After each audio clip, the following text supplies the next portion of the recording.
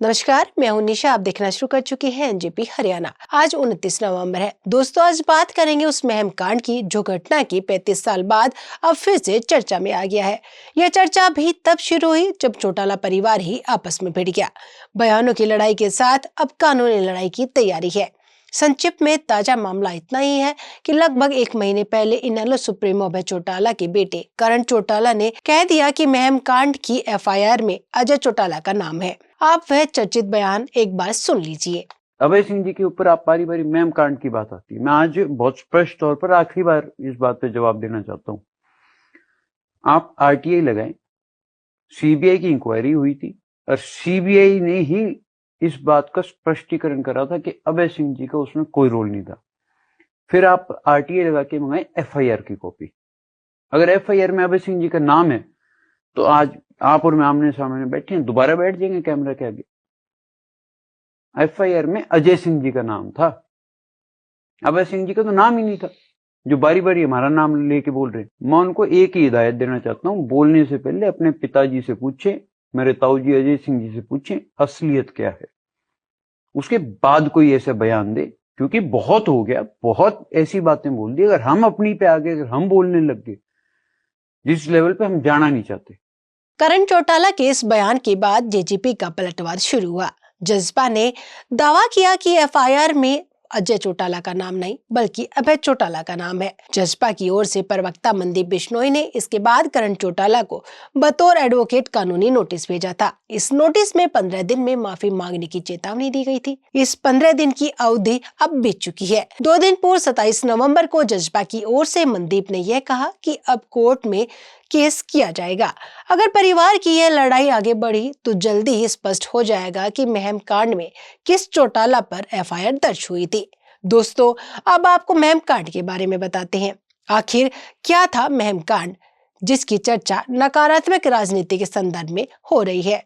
27 फरवरी 1990 का दिन इतिहास में काले पन्नों के रूप में दर्ज है। इस दिन रोहतक जिले के महम विधानसभा सीट पर हुए उपचुनाव में हिंसा हुई थी। यह हिंसा सिर्फ एक दिन की नहीं बल्कि 3 बार हुई थी। इस उपचुनाव में एक ओर हरियाणा की शक्तिशाली खाप थी तो दूसरी ओर थी उप प्रधानमंत्री चौधरी देवीलाल और मुख्यमंत्री ओम प्रकाश चौटाला की सत्ता की ताकत।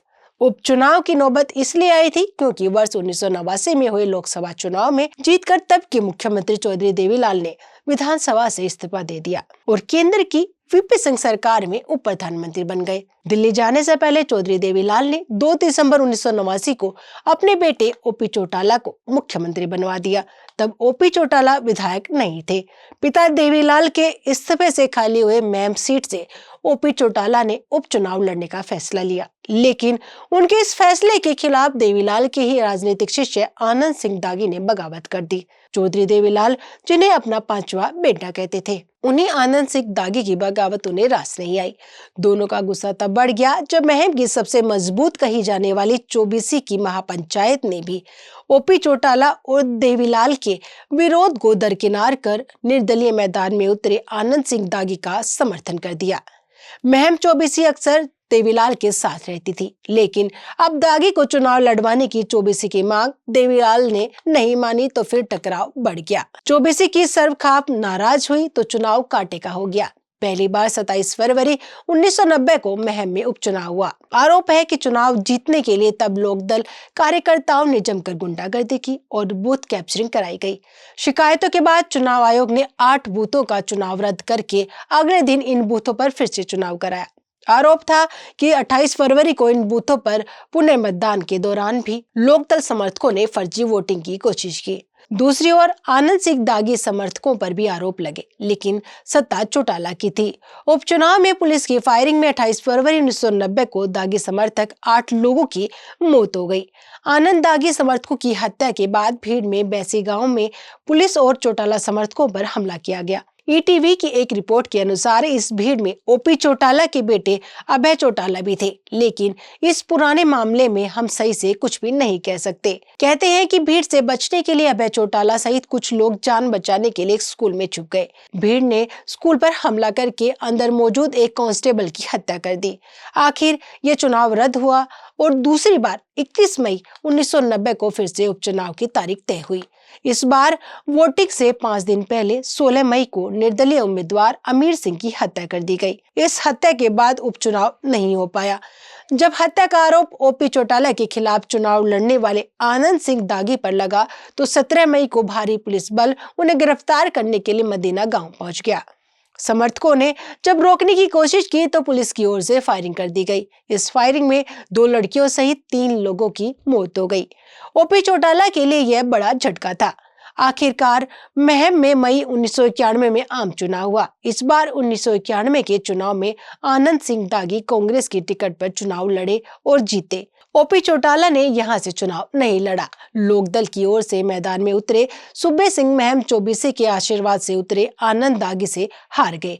इस तरह से हार ओपी चौटाला और चौधरी देवीलाल की थी। इसके बाद ओपी चौटाला ने महम से कभी भी चुनाव नहीं लड़ा। हम यह भी बता दें कि महम उपचुनाव में धांधली, गुंडागर्दी, हिंसा और कई लोगों की हत्या के बाद वीपी सिंह सरकार पर सवाल उठे। चौधरी देवीलाल के विरोध के बावजूद प्रधानमंत्री वीपी सिंह ने ओम प्रकाश चौटाला का इस्तीफा मांग लिया था और 21 मई 1990 को ओपी चौटाला की जगह बनारसी दास गुप्ता को मुख्यमंत्री बनाया गया था। चौटाला के इस्तीफे के बाद देवीलाल और वीपी सिंह के बीच दूरी बढ़ी और वीपी सिंह के फैसले से खफा चौधरी देवीलाल ने डिप्टी पीएम पद से इस्तीफा दे दिया। बाद में चौधरी देवीलाल मान गए थे। वीपी सिंह और देवीलाल के बीच ओपी चौटाला को सीएम बनाने पर फिर से सहमति बन गई थी, लेकिन चौटाला को 5 दिन में ही कुर्सी छोड़नी पड़ी।